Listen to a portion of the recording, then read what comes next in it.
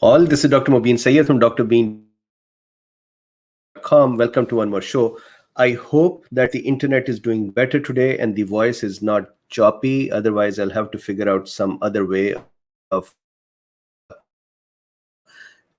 relaying from this point of view that somebody, Cool Bean, had asked me that protocols on FLCCC has anti-androgens in it. And their question was, when are we going to talk about the anti-androgen therapy and the mechanism of action? And I decided to do that today. However, it did not make sense to directly talk about anti-androgens without understanding what are androgens, how do they function in our body, and then looking at how anti-androgens counter the effect of androgens. So let's start that discussion. So Denise says, buffering big time. So it looks like there is already a problem. So let me see if I can. Christy is saying that lagging as well. This is so strange. Give me a minute. Why not I hang up and I'm going to look into why the network all of a sudden is not doing well. I thought that even Facebook had the same issue. Do you think that it is buffering so much that I should hang up and change my network and try again?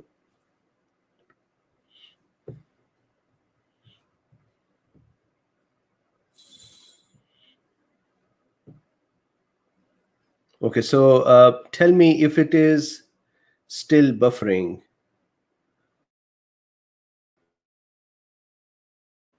Okay, so I turn off the windows after showing the references to improve my machine's situation as much as I can. So let's start. Otherwise, I'll redo this tomorrow and I'll change my computer and networks. Okay, so this is drbeen.com. If you wanted to earn the CMEs and CEs on these topics, then many of these are here on drbeen.com. These are the references. This is a reference in Frontiers in Oncology, androgen receptors signaling in the development of castration-resistant prostate cancer.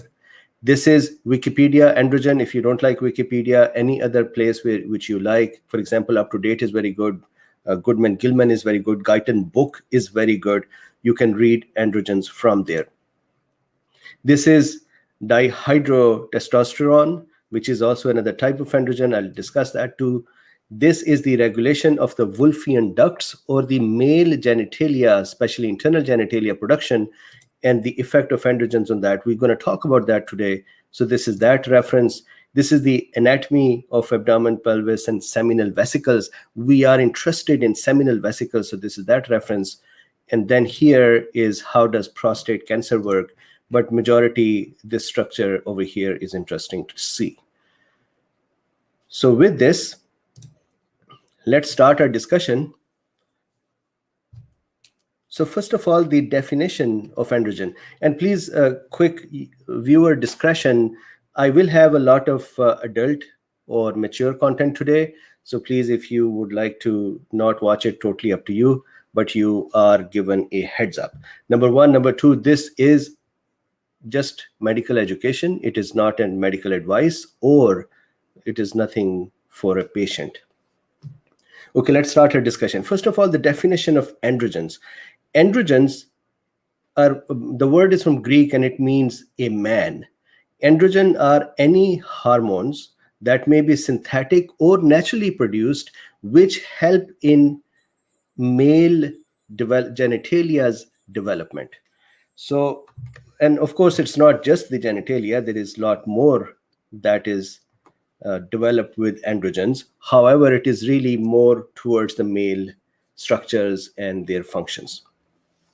So first of all, what we're going to do today is high-level physiological or physiology of androgens. Again, I want to do high-level first. Then we will go about release of the androgens, how they're released, and the whole axis that is used to release the hormones. We'll talk about control of the hormone. We'll go deeper in the function of it. Then we'll talk about the drugs, pro-androgenic or androgenic drugs, and anti-androgenic, the structure.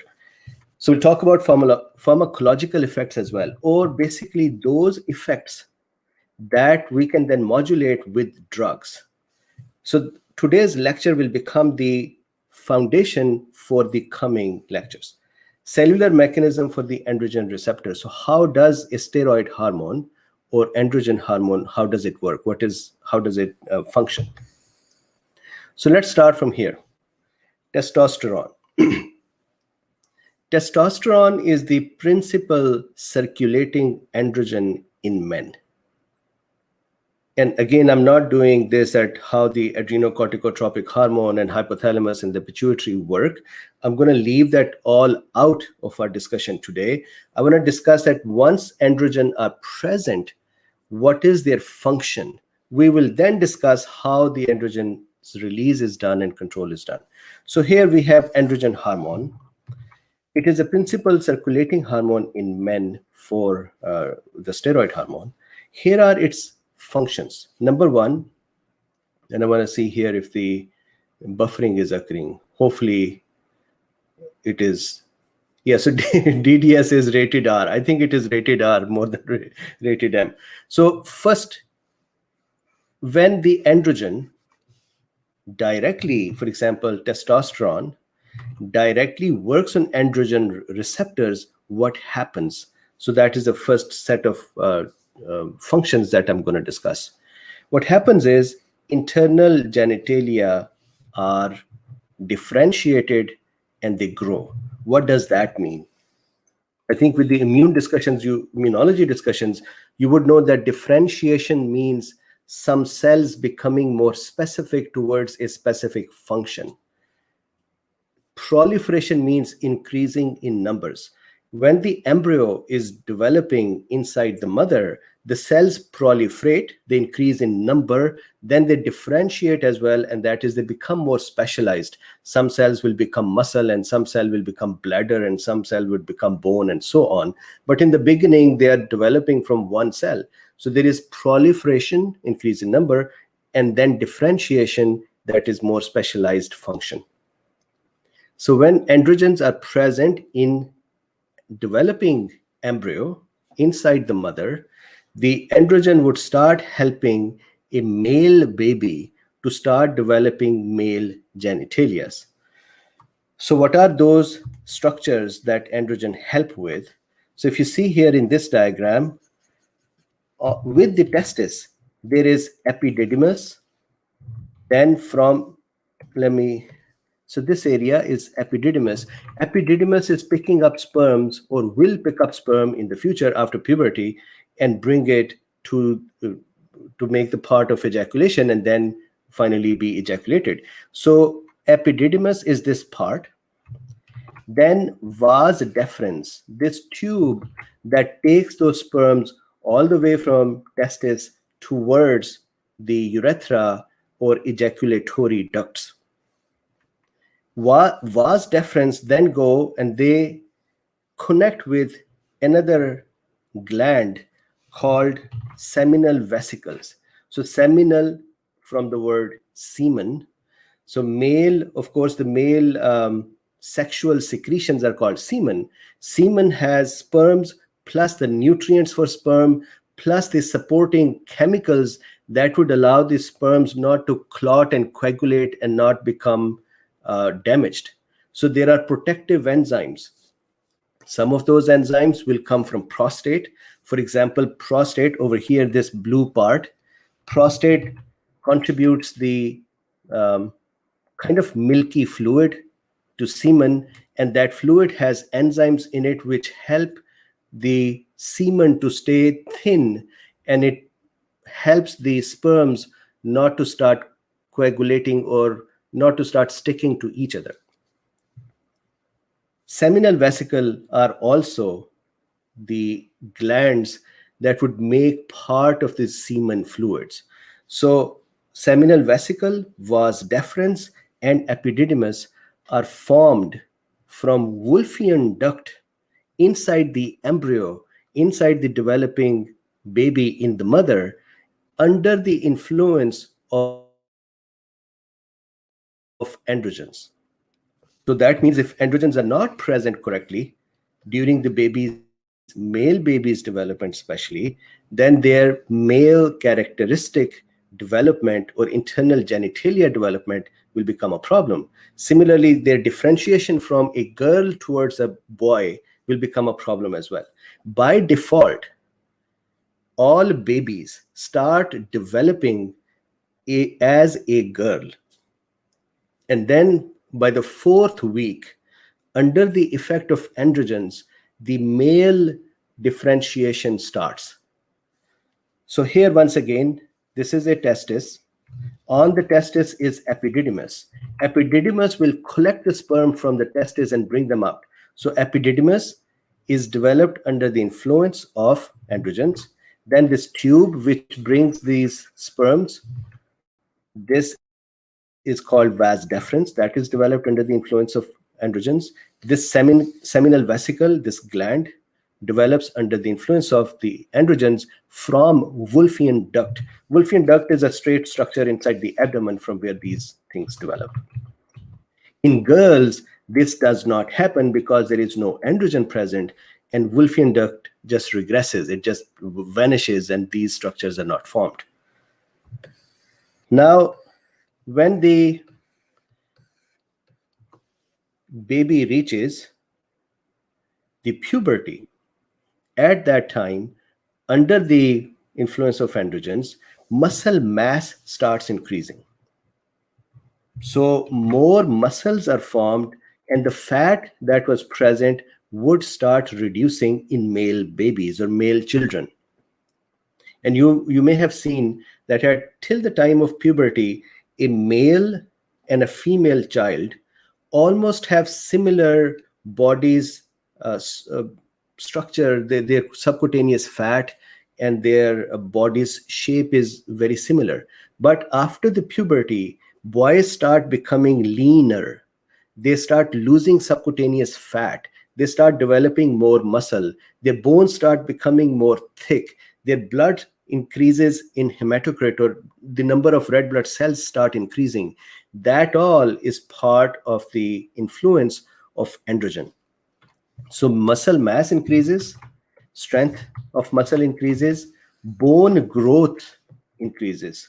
And again, I'm continuing to see here to make sure that I am streaming okay. Gift24 says, love Dr. Bean's cartoon characters. They're the best. Thank you very much. I had to actually hold myself back because I was tempted to make many more cartoons. And then I thought this might actually become offensive for some. So anyways, when we're talking medicine, these things should be okay. So bone growth under the influence of androgen. Bone become longer. Epiphyseal lines can close as well. Plus bones become thicker as well. In addition to the bone growth, erythropoiesis occurs. More red blood cells develop. And we know that the red blood cell percentage in the blood is called hematocrit. Hematocrit increases after puberty. So all of this is happening when an androgen directly connects with the androgen receptor. The three categories of influences that we are going to see today are when androgen hormone directly binds to the receptor, and then we would see two more. So these functions that I just showed, these are the functions when an androgen hormone directly binds with the androgen receptor and creates its influence or its result. So going back here, do you remember Johnny Bravo? We used to love this cartoon. Okay, so this is when androgen directly binds with the receptor. Then second way an androgen hormone functions is that instead of directly binding to the receptor, androgen hormone is converted by 5-alpha reductase. This enzyme is present in many parts of our body, but most importantly in men, it is present abundantly in prostate. And this is why the prostate starts increasing in size later on in the age. 5-alpha reductase is present in the prostate. Inside the prostate, When the androgen hormone is brought in, the 5-alpha reductase will work on it and convert testosterone to dihydrotestosterone. So it attaches two hydros to it, two waters to it. It is a reduction enzyme. It is 5-alpha reductase, but the outcome is that we get dihydrotestosterone. So this is that dihydrotestosterone having fun with two water molecules. Now, when dihydrotestosterone binds with the androgen receptor, so for the medicos here, for the medical students, for the nursing students, for the early doctors, for NPs, PAs, please realize that androgen or the testosterone can directly bind with the androgen receptor, and I'll talk about those receptor a little later. Dihydrotestosterone also binds to the same receptor. So they are different molecules, they are modified molecules, but they both act on the same receptor. So when dihydrotestosterone, it binds with the androgen receptors, then what happens is external genitalia develop. When testosterone bound with the androgen receptor, then internal genitalia is developed. Here, external genitalia are developing. What are the external genitalia that are important, or what are the ones? Number one, development of the penis. So, of course, this usually happens at puberty. So, penis becomes elongated and wider. So the book used the word wider, thicker. This is really a circular, a cylindrical structure. So wide doesn't really make too much sense. But anyways, penis becomes wider and longer. That is one. Secondly, the scrotum starts growing bigger. Testes start growing bigger as well. Scrotum also becomes rougher. It becomes more rough. The skin changes as well. In addition to that, hair follicles increase, especially the sexual pattern of hair follicles, that is pubic hair, axillary hair, and then secondary hair on the chest and legs and so on.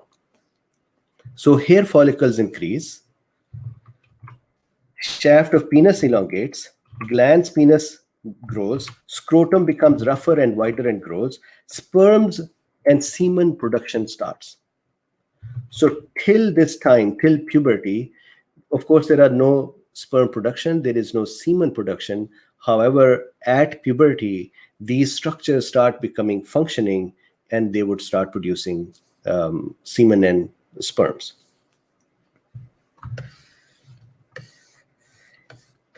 Then, so far, what have we talked about? Testosterone, direct binding with the androgen receptor, internal genitalia development inside the embryo. Then at puberty, muscle mass, bone growth, and blood growth, blood cells, red blood cell growth. The 5-hydroxy-testosterone, or I'm calling it 5-hydroxy dihydrotestosterone, that helps external genitalia. Now, a third structure, a third molecule that develops from testosterone is estradiol, estrogen. So there is an enzyme called CYP19 or aromatase. That enzyme, when it works on testosterone molecule, it would convert it to aromatase. I wanted to make a diagram here, illustration here with the aroma on it, but this is all I could develop. So estradiol works on the estrogen and converts it to, aromatase works on the testosterone and converts it to estradiol. Now, estradiol, when that binds with its receptors, then here is what happens. Number one, epiphyseal lines, they close. What are the epiphyseal lines? When children's bones are growing, there are on both ends, there are growing parts of the bones. not really at the end of the bone, but kind of one third. There are growing pieces of the bone which are called epiphyseal lines, these ones. These lines need to be closed at some point in our age. If they don't close, then the bone will continue to grow, and the boys usually, if their bones continue to grow, they would keep becoming taller and taller. So that is one, other than people who are just generally tall. But if they're abnormally tall, one of the reasons could be the problem with aromatase. Either this enzyme is not working correctly, or the testosterone is not working with that enzyme correctly to become connected to this one, converted to estradiol, or estradiol is present and it is not functioning on these receptors. Whatever is the reason, usually estradiol, when present, will help close the epiphyseal lines. So it would help finish the person from becoming taller and taller, stopping from that. In addition to that, and this, I think men over here could relate to this, they can relate to all of this, coarser and oilier skin. Overall, boys' skin at puberty start becoming coarse or rough. Plus, it becomes oily, which then causes lots of pimples and other things start developing, and that causes a lot of confidence issues for teenagers. Libido appears. And so the boys at this age, at puberty, before that, they had less idea of the sexual function, and now they would develop libido. So they would now start getting attracted to the whatever they would be attracted to, opposite sex. Nowadays we would say opposite sex, same sex, but anyways, libido would develop. In addition, boys would start becoming thinner. Usually subcutaneous fat will reduce. In women, in girls, the subcutaneous fat would stay.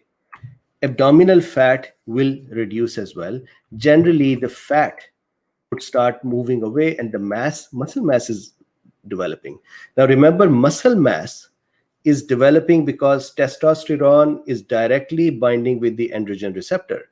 Fat is reducing because the testosterone is converting into estradiol, which then binds to the receptors and reduces the fats. In addition to that, under the influence of estrogen or estradiol, larynx start becoming thick. So I still remember my sons, they are 4 years apart. So when they were going through the puberty, their voice became different. So they used to have so much fun with that voice, and they would make strange noises and sounds with this and just crack up and laugh a lot. So larynx becomes thickened. Voice, of course, becomes lower pitched. There is aggression that develops compared to similar age girls. So it is not that every man becomes super aggressive. It is that compared to the same age girls, boys would be a little more aggressive. Boys would also develop a little more spatial awareness under the influence of the estradiol. So girls of the same age would have lesser spatial compared to boys. And this is all happening under the influence of the estradiol. Now, later on in the age, as testosterone continues to function, one more function that it does, and that it does a number on men, and that is it starts creating male pattern baldness. So it is an interesting hormone or set of molecules which are all together called androgens, that first they impart male characteristics, they impart libido, they impart the desire to seek women. And then later in the age, they start making a male not do those things anymore. And one of the function is that the baldness appears. Male pattern baldness occurs. Second thing is the benign prostatic hyperplasia occurs, or the prostate gland starts increasing in size. That increase in size of the prostate gland can in some people cause obstruction to urinary flow. So urinary flow starts becoming a problem. Urine flow becomes a problem. Still further in the age, what happens is that testosterone levels start dropping. When they start dropping later in the age, their quantity, total testosterone, is about 80% of the amount that is seen in the 20 years of age. So compared to 20 years, at later years of age, the testosterone total amount goes down to 80%. That's not a lot of change. However, free testosterone that is actually helping and working, that reduces to 40% of what it was at the year of 20 years of age. So more than half the amount of testosterone goes down. With that, the effect that appears is that males in this age, then they start losing energy. They become less energetic.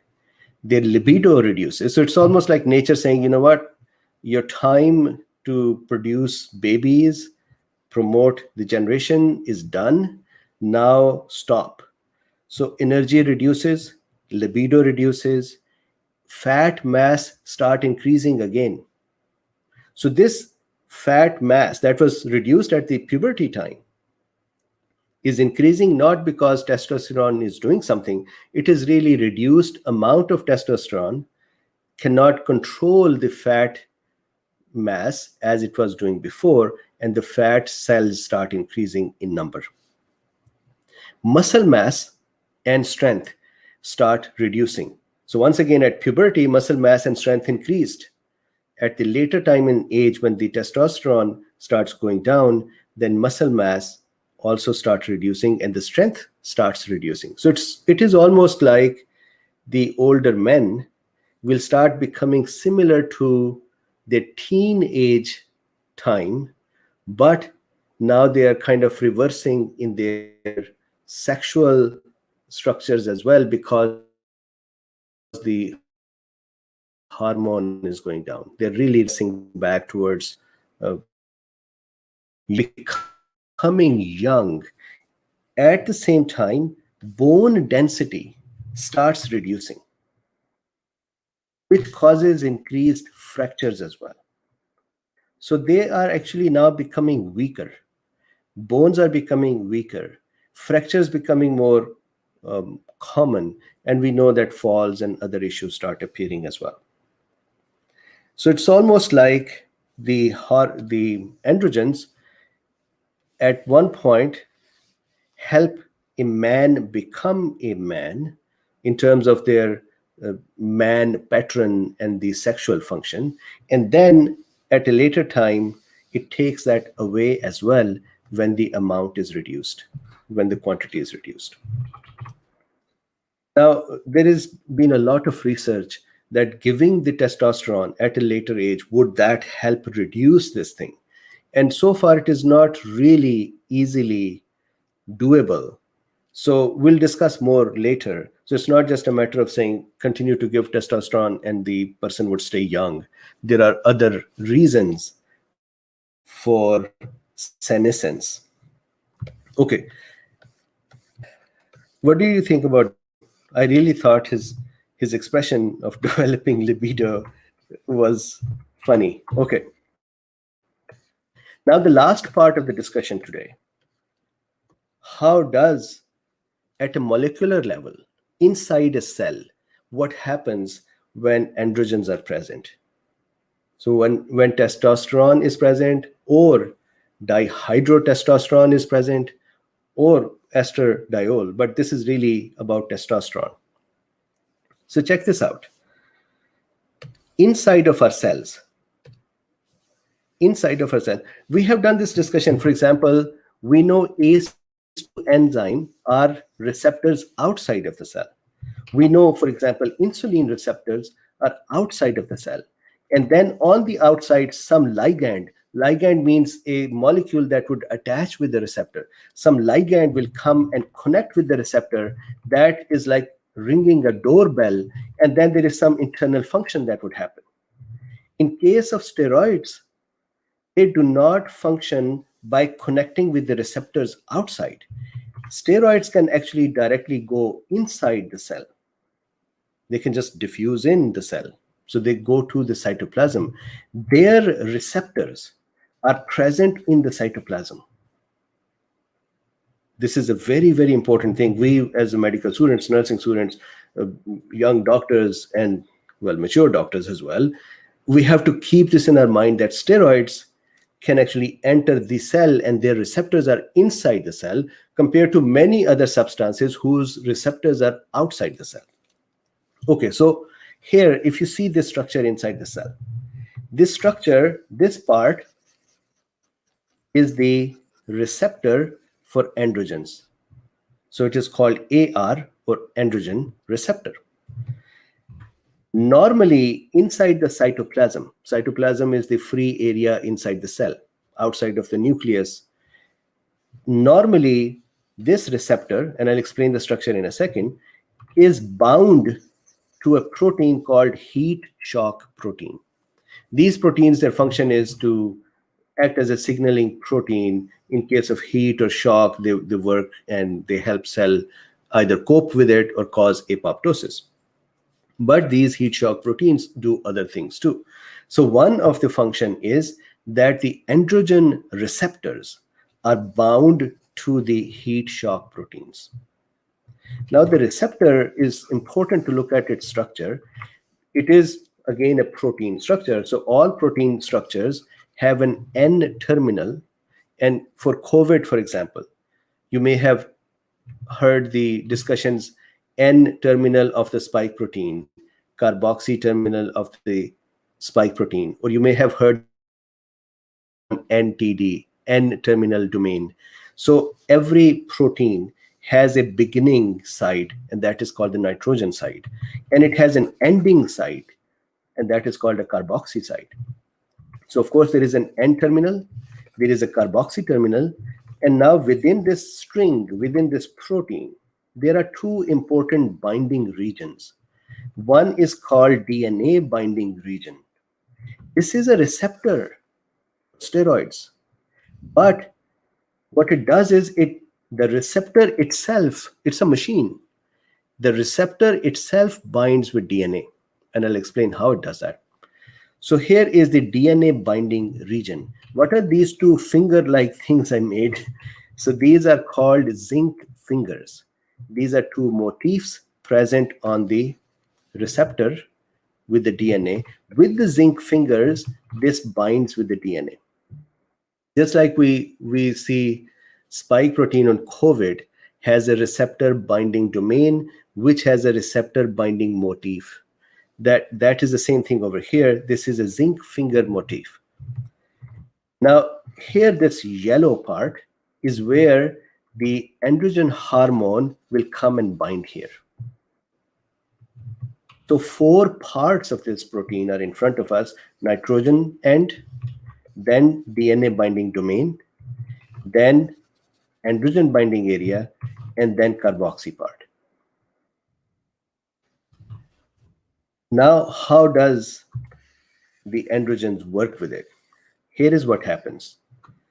Imagine it was originally in the cytoplasm. There are 2 heat shock proteins. I have made them here now. They are inside the nucleus. But imagine for the time being that they were outside in the cytoplasm. When an androgen hormone, testosterone, for example, binds with the receptor, androgen receptor, what we need is 2 of them. So there are many that would be bound with the steroid. When the steroid binds with the receptor, then the steroid and the receptor will dissociate from the heat shock protein. So imagine that the receptor was bound to the heat shock protein, it was hugging it. And when the androgen came in, when this testosterone came in, then the receptor said to heat shock protein that, hey man, I don't want to be with you anymore. I want to be with androgen. I'm going to leave you. So what happens is the heat shock protein is left alone crying somewhere, and the androgen and the androgen receptor both become bound. Then two such complexes, so there are two couples, two such complexes further become friends, and they dimerize. Means they bind to each other. So now there are four things: two androgen receptors, two androgen or testosterone or dihydrotestosterone molecules. They are bound together. These four things go into the nucleus. The receptor with the testosterone, they go in the nucleus. They have become dimerized. Dimerized means two of them have bound together. Inside the nucleus, the the DNA binding domains of these androgen receptors, they bind on special areas on the DNA. These are called androgen receptor elements. You can imagine that these are the binding places on the DNA for androgen receptors. So that means steroid got bound to the receptor. That is one binding. Then the receptor got bound to the DNA.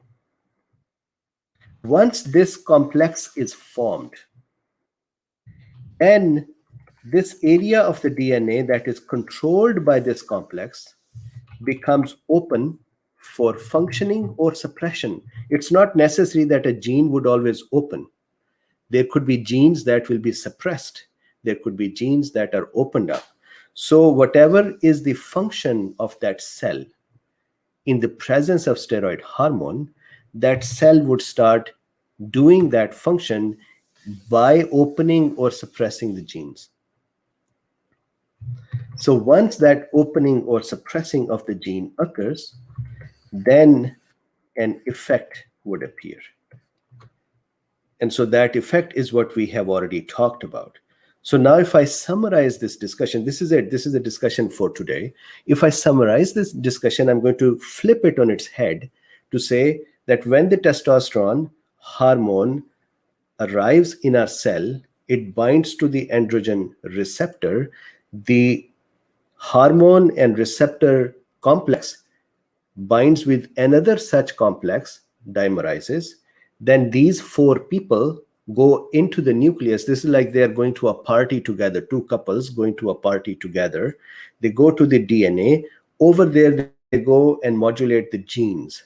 Now, when they modulate the genes, that then causes various functions, which depending upon what is the age of the person, there would be functions of developing internal genitalia or external genitalia or body mass or slowly reduction in all of that.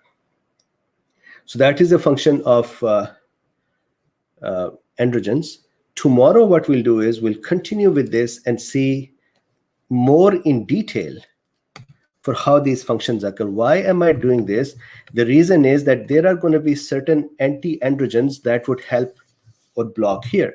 There are certain anti-androgens that would block here, certain that would block here, then certain that would block on a specific enzyme, for example, aromatase, this enzyme.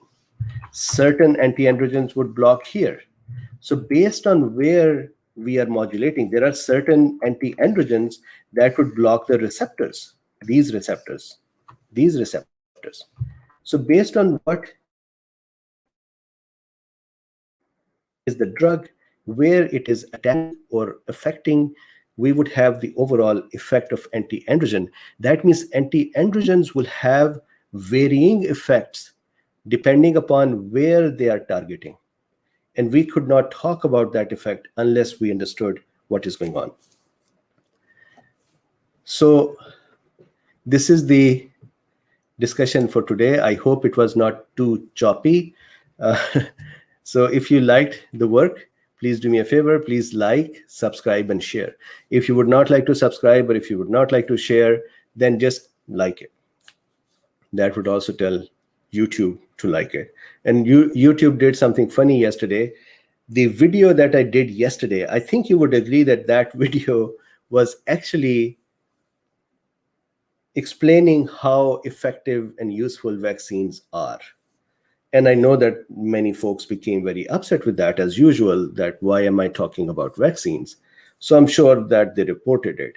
YouTube sent me a message this morning saying, we have done a human has done the review on the video, and they have decided it is dangerous for the participants to watch it. And they have removed some of the ads from it, which I was cracking up that it was actually not an anti-vaccine video. But anyways, that's how they did it. If you want to help, you can like this video. That would help.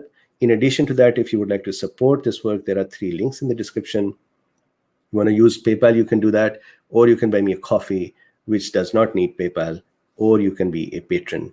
With this, thank you very much. And I would see you in a few minutes, and we'll do a quick chit chat as well. So there is a comment, the YouTube police are back. So gift 24, I think the YouTube itself doesn't do it. It is when people complain to them. Yesterday and day before yesterday, when I tried to explain the benefits of the vaccine, people become very upset, some of the people. And one of the way they become upset is some of them report that video to say this is a dangerous video. And some of them go out and send complaints to various administrative departments and so people take it on themselves to say, I am going to do something about this. And that is how they kind of punish the voice. But anyways, it was interesting for me yesterday that YouTube thought that talking about vaccine efficacy is a danger to the participants. Anyways, I will see you in a few minutes again in chit chat. Thanks.